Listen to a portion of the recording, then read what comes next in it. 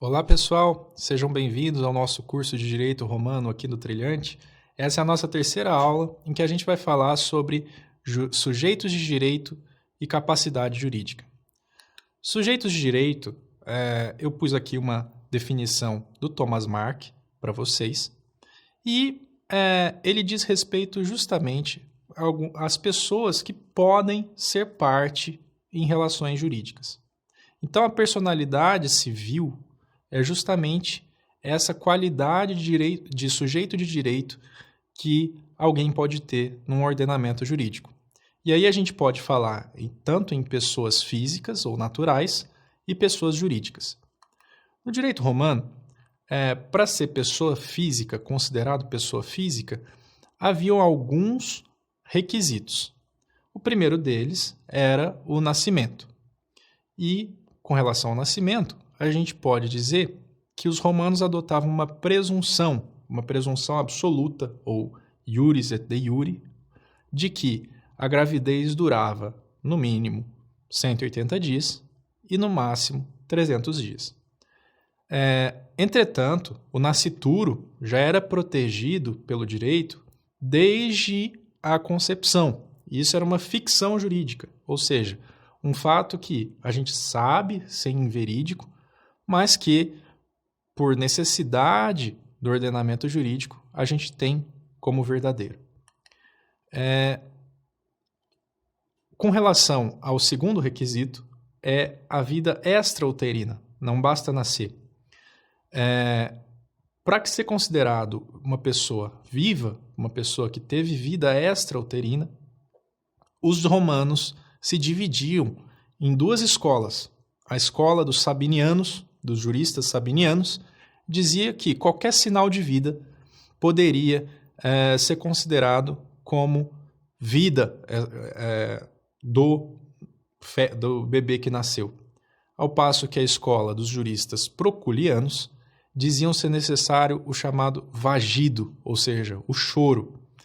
Justiniano, o imperador que compilou as fontes romanas e estabeleceu o Corpus Juris Civilis, resolveu essa controvérsia, acolhendo a opinião dos juristas sabinianos. Também era requisito a chamada forma humana.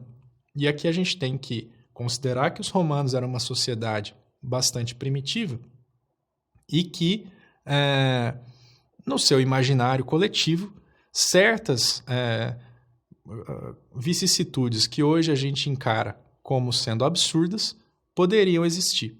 Então, eles consideravam que os chamados monstrum vel prodigium, ou seja, numa tradução literal, monstro ou prodígio, mas que, em resumo, era aplicado somente a portadores de deficiências gravíssimas, não eram reconhecidos como pessoa.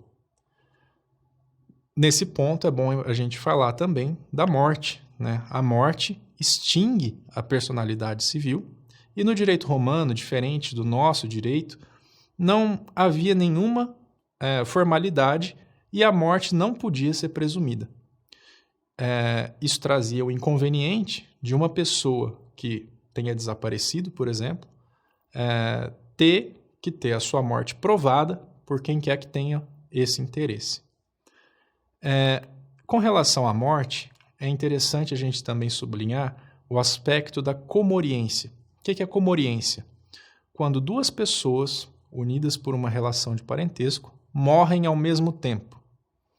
No período clássico, presumiam-se mortos simultaneamente, ao mesmo tempo.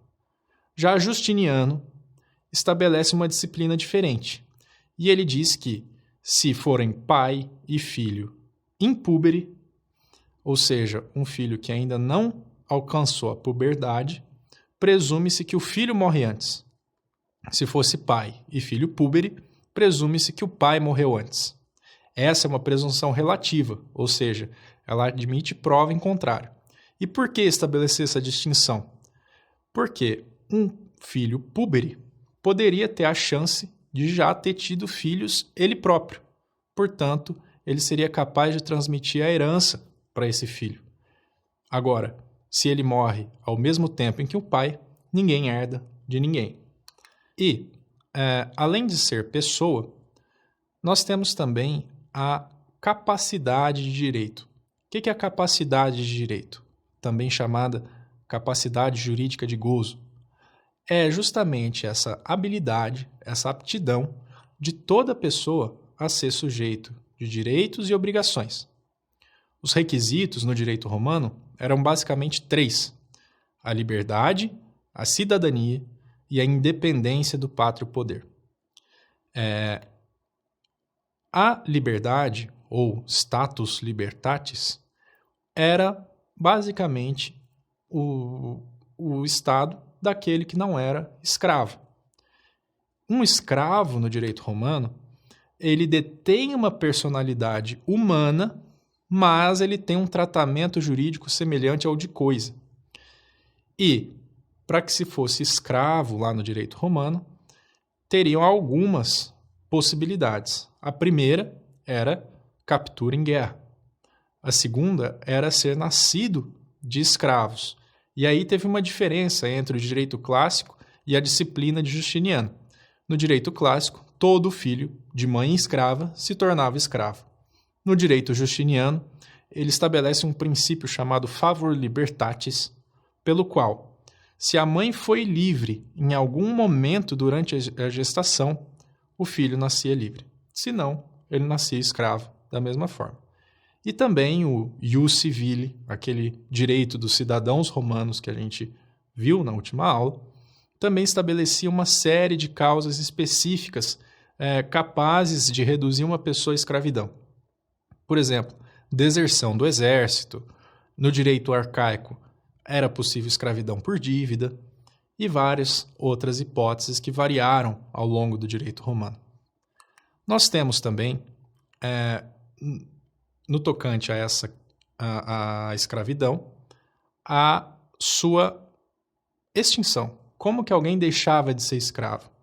No direito romano a gente fala de manumissão, ou manumício em latim, que se dava de 3 formas. A chamada manumício vindicta. Vindicta é varinha. Era manumissão por excelência, em que o dono de um escravo dava a liberdade a esse escravo e com isso ele batia num ritual, ele batia com uma varinha na cabeça do escravo e ele se tornava livre.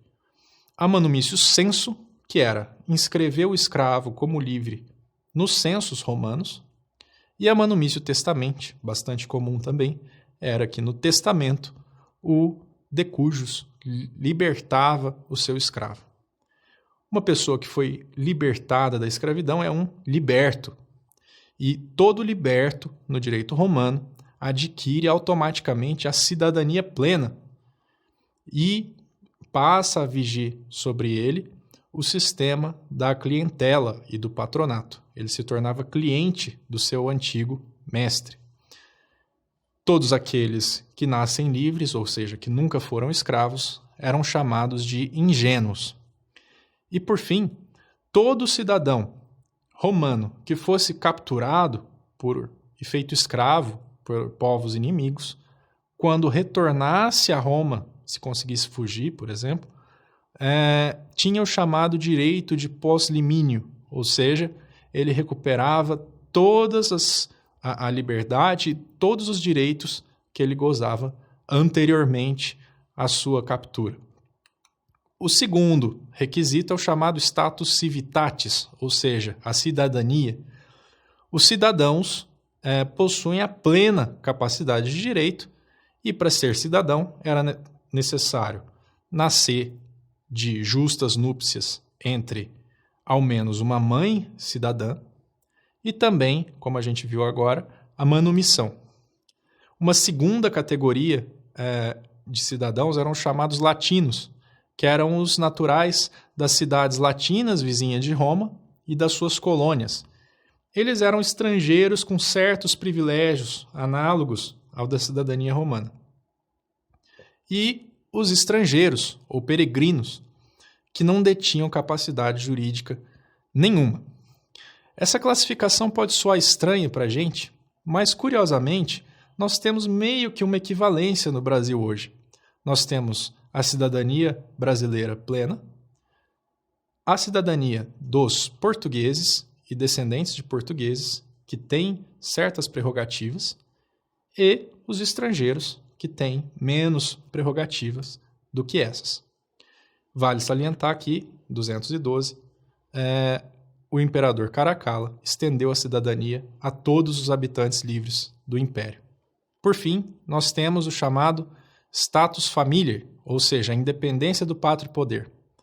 Todo aquele que não está submetido ao pátrio poder é chamado de sui iuris. E, nesse caso, o pátrio poder é exercido por uma figura chamada pater familias, que é o ascendente masculino mais velho de uma família romana. É ele quem detém o pátrio poder. O aliene iuris, ou seja, aquele que está submetido ao pátrio poder, são seus descendentes, o cônjuge e todos os demais que componham a sua casa. Os aliene iuris tinham capacidade jurídica plena, mas estavam sujeitos a certas restrições para alguns atos. E sempre que há uma mudança nessa capacidade de direito, a gente fala que tem uma captis de minúcio, ou seja, uma pessoa muda o seu estado de cidadania, de liberdade e de independência quanto ao pátrio poder. Essa mudança não necessariamente é para pior, ou seja, uma pessoa que era aliene iuris sofre uma captis de minúcio quando se torna sui iuris,